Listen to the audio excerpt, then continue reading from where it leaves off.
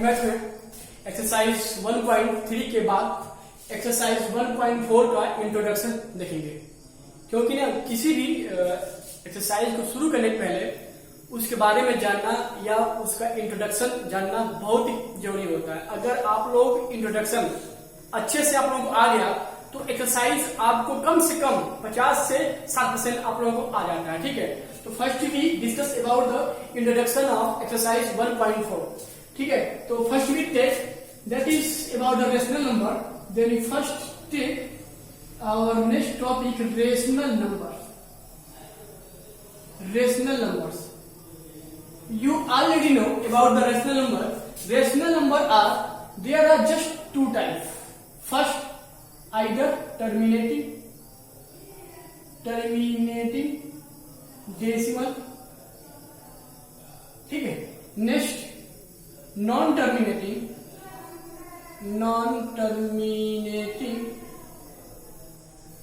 But repeating, non-terminating but repeating decimal numbers like this 1.25, 0.45, 3.678 and like this non-terminating 0.12, 12, 12, 12, 12 and so on, या 0.2222।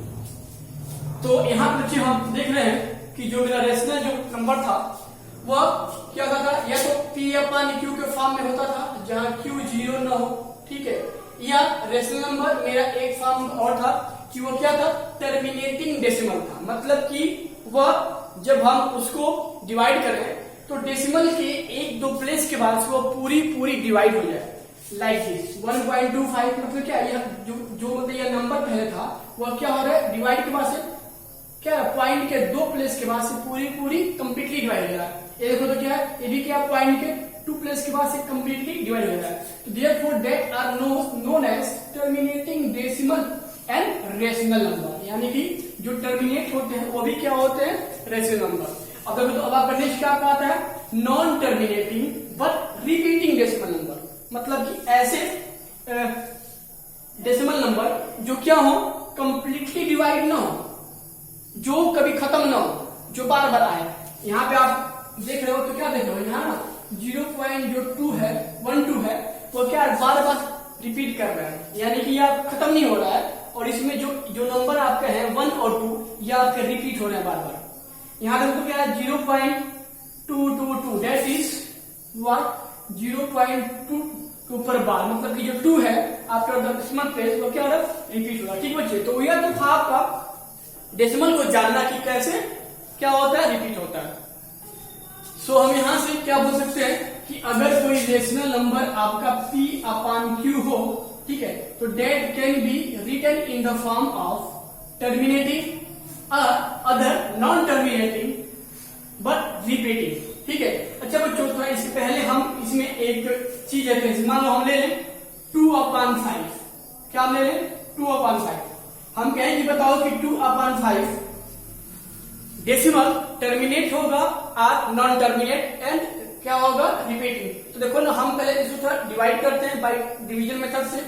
तो देखो ना, अगर हम 5 से 2 में डिवाइड करेंगे तो क्या होगा, 2 है नहीं जाएगा, 0 बढ़ाएंगे और पॉइंट लग जाएगा, 5 4 जा 20। तो देखो बच्चे, तो मतलब क्या हुआ कि हम जब 2/5 को डिवाइड किए बाय द डिवीजन मेथड तो वी ऑब्टेन व्हाट 0.4। ठीक है, तो देखो ना, इसका मतलब क्या हुआ कि हमने कोई एक रेशनल नंबर P/Q था 2/5 के फॉर्म में, हम जब इसको डिवाइड कर रहे हैं तो हमें क्या मिल रहा है कि यह डिवीजन के बाद से डेसिमल के एक प्लेस के बाद से टर्मिनेट हो रहा है। ठीक है, लेकिन अब आता है क्वेश्चन कि हम कैसे इस विदाउट डेसिमल विदाउट डिवीजन से, मतलब कि डिवीजन किए बिना हम कैसे समझेंगे कि कोई रेशनल नंबर आपका रिपीट करेगा और टर्मिनेट करेगा। ठीक है, तो इसके लिए एक आपके बुक में होता है थ्योरम, हम जा रहे हैं आपको थ्योरम बताने। Then first we take a example like a note a theorem. We have a theorem by which we can find any rational number will be terminate or either terminate and repeat it. Therefore, first we take a rational number p upon q where q not equal to 0. ठीक है, तो देखो ये जो p upon q एक rational number है, rational ऊपर लगा दो शॉर्ट फॉर्म. ठीक है, तो यह मुझे क्या जानना है कि यह टर्मिनेट होगा विदाउट डिवीजन से कि नॉन टर्मिनेट एंड रिपीट होगा. मतलब क्या है कि अगर कोई एक rational number p upon q है, ठीक है, तो मुझे क्या जानना है कि विदाउट डिवीजन से, यानी कि डिवाइड किए बिना, कि यह p अपॉन q जो होगा वो टर्मिनेट होगा, मतलब कि डेसिमल के 1 2 3 प्लेस के बाद से कंप्लीटली डिवाइड होगा, कि डेसिमल के 1 2 3 प्लेस के बाद से वह कभी कटेगा नहीं, मतलब कि वह कभी कटेगा नहीं, लेकिन कुछ इसमें उसमें डेसिमल के बाद से कुछ नंबर आएंगे, डिजिट आएंगे जो बार बार रिपीट करेंगे. तो कैसे? तो देखो इसके लिए थ्योरम है, यह आपके बुक में थ्योरम का रूल करके, तो देखो हम इसको शॉर्ट फॉर्म में यहाँ पे हम बता रहे हैं. तो देखो चलिए इसमें थ्योरम क्या होता है, बोल रहा है ना कि अगर जो इसका जो डिनोमिनेटर है q वह अगर आपका 2 to the power m into 5 to the power m where n m are some whole number. ठीक है, तो देखो और अगर नॉन टर्मिनेट और रिपीट होगा कब, कि जब q तुम्हारा क्या हो 2 to the power m, sorry m वही बात है m और 5 to the power m के फॉर्म का है ना है. तो देखो मैंने एक थ्योरम यहाँ पे राइट किया है, इसका मतलब हम आपको क्या बताना कि अगर कोई rational number p upon q terminate होगा तो उसमें जो q आ रहा है डिनोमिनेटर, वह उसमें इस डिनोमिनेटर का जो फैक्टर आना चाहिए वह 2 to the power something into 5 to the power something के फॉर्म का आना चाहिए, तब हम कहेंगे कि वह टर्मिनेट है. ठीक, और अगर उसके डिनोमिनेटर में 2 to the power m और 5 के फैक्टर नहीं आ रहे हैं, मतलब कि अगर उसके डिनोमिनेटर में, ठीक है, अगर उसके डिनोमिनेटर में 2 into 5 के फैक्टर नहीं आ रहे हैं, ऑप्शंस है, तो कहेंगे कि that rational number will be non terminate but repeating. जैसे हम एक लेते हैं एग्जांपल देखते हैं यहाँ लेते हैं 3 upon 8. तो बच्चे देखो ना, मुझे इसको क्या बताना है कि यह टर्मिनेट होगा कि नॉन टर्मिनेट होगा. ठीक है, तो देखो तो हम इसको लिख क्या लेंगे 3 upon 8 को, देखो यहाँ पे क्या लिख लेंगे 3 into upon 2 into 2 into 2, that is 3 upon 2 to the power 3, 2 to the power 3. अच्छा बच्चों, अब देखो तो मैंने आपसे क्या बोला है कि यह रेशनल नंबर जो था, यानी जो अब इस फॉर्म का आ रहा है, अगर इसमें 2 पे पावर समथिंग और 5 पे पावर समथिंग आता है तो ये क्या होता है टर्मिनेट. तो कैसे बच्चों आप बताओ. देखो यहाँ पे 2 to the power क्या 3 आ गया, देखो यहाँ पे चलो मानते हैं हम भाई, देखो चाहे 1 लिखो चाहे न लिखो, बात वही है. अब देखो ना, यदि हम इस 1 को अगर 5 to the power 0 कर लें, क्योंकि देखो आपको क्या पता है कि 1 को हम कुछ भी के पावर 0 मान सकते हैं, 1 को हम कुछ भी के पावर 0 मान सकते हैं. तो चूंकि यहाँ मेरा क्या था 2 to the power 3 है, यहाँ पे मुझे इसको 5 to the power समथिंग के फॉर्म में लाना है, तो हम जो यहाँ पे 1 आ रहा है, यानी इंटू जो 1 आएगा, अगर हम इसको 1 को 5 to the power 0 कर लें तो then that can be change into 2 to the power m into 5 to the power m. देखो तो यहाँ पे मैंने क्या बोला है कि जो 2 के पावर आ रहा है और 5 के पावर आ रहा है, वह एक होल नंबर होना चाहिए, यानी कि 0 1 2 3 4 ऐसे. यहाँ पे आप देखो 2 to the power 3 is whole number into 5 to the power 0 याद होल नंबर. तो हम क्या कहेंगे कि 3 upon जो 8 है वह क्या होगा टर्मिनेट करेगा, तो यहाँ पे हम लिखेंगे क्या, दैट इज, यहाँ पे लिखेंगे यहाँ पे what, that is form of 2 to the power m into 5 to the power m, hence it will be terminate. क्या होगा, इट विल बी टर्मिनेट. ठीक है, तो ऐसे क्वेश्चन हम सॉल्व करेंगे. नेक्स्ट एक लेते हैं एक और एग्जाम्पल 4 upon 5.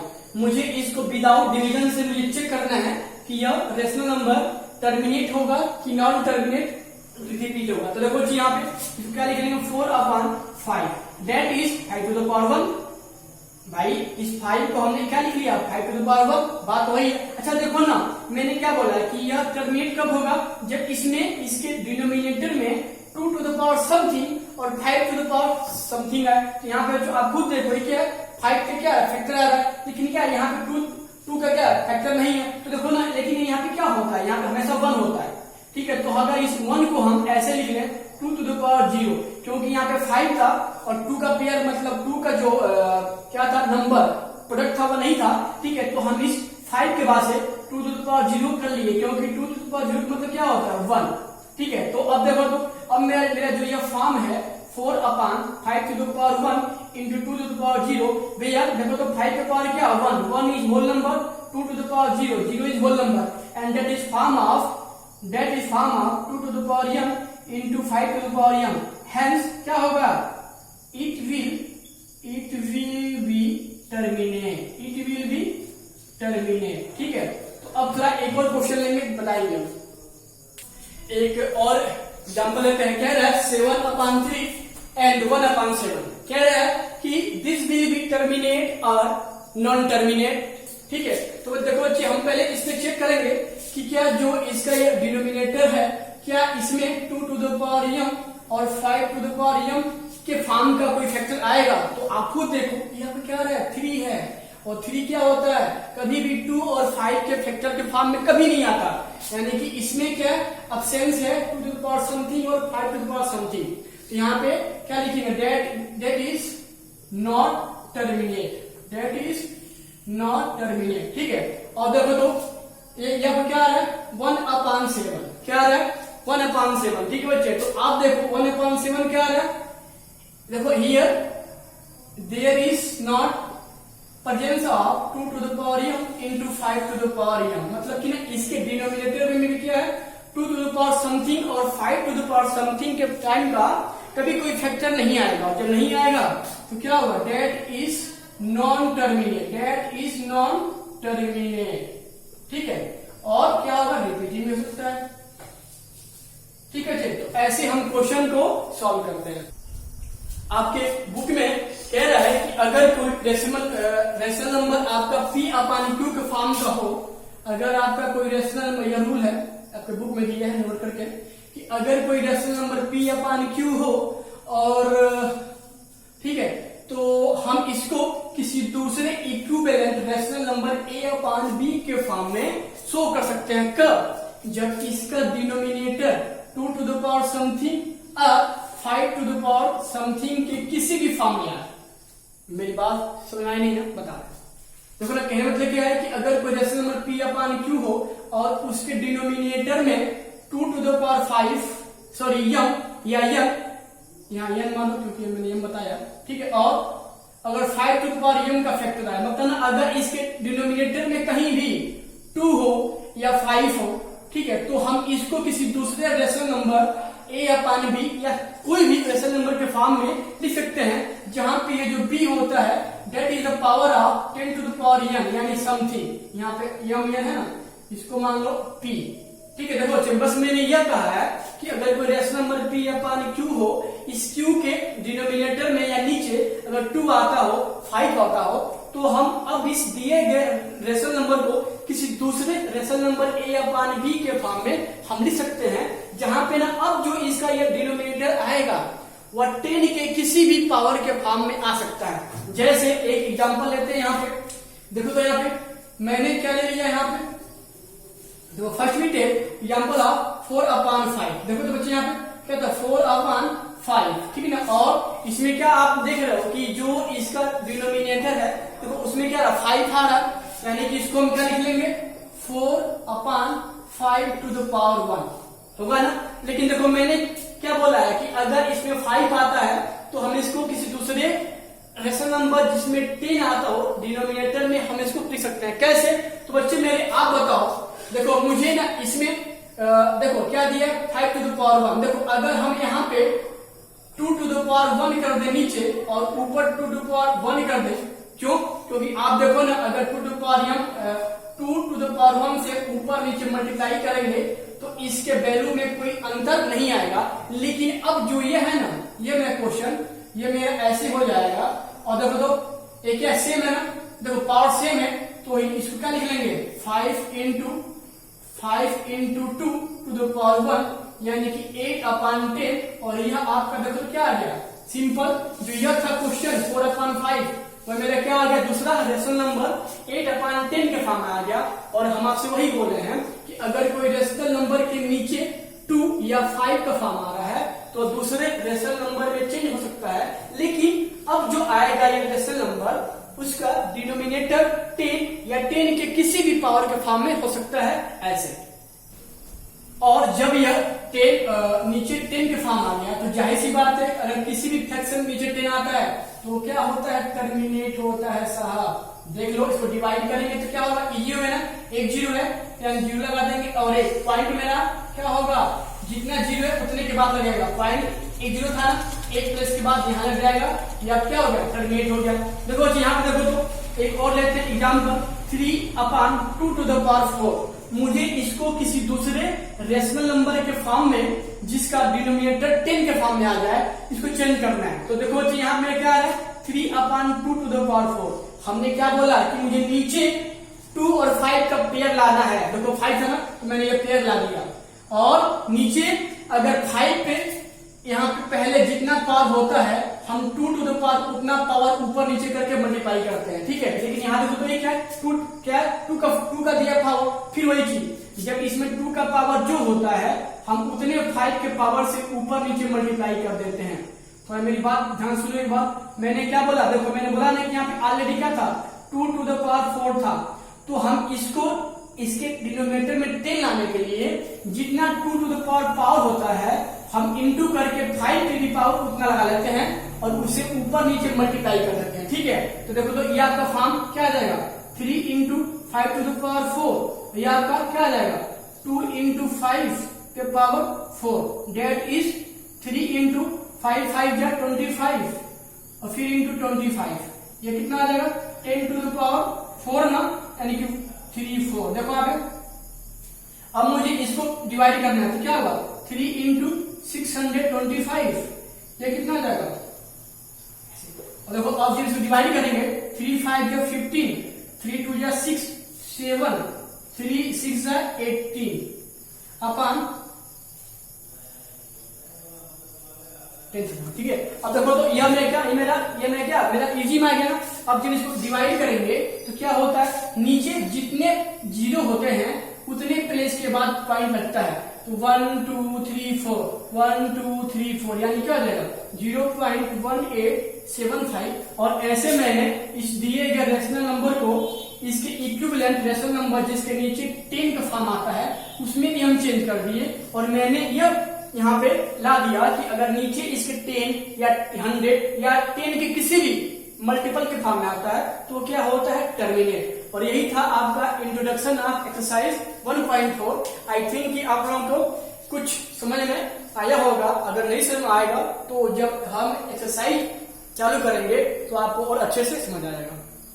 लास्ट में हम लोगों ने क्या सीखा कि अगर कोई भी रेशनल नंबर P या Q है तो अगर इसका डिनोमिनेटर या तो 2 to the power n into 5 to the power n यानी कि इसके डिनोमिनेटर में 2 और 5 का फैक्टर आ जाए या केवल 2 आता हो, ठीक है। देखो तो यहाँ पे केवल 2 था या इसके डिनोमिनेटर में अगर 5 भी आता हो या इसके डिनोमिनेटर में 10 या 10 का कोई भी पावर आता हो लाइक दिस तो वह रेशनल नंबर क्या होता है टर्मिनेट होता है। हम लोगों ने बस यही सीखा है।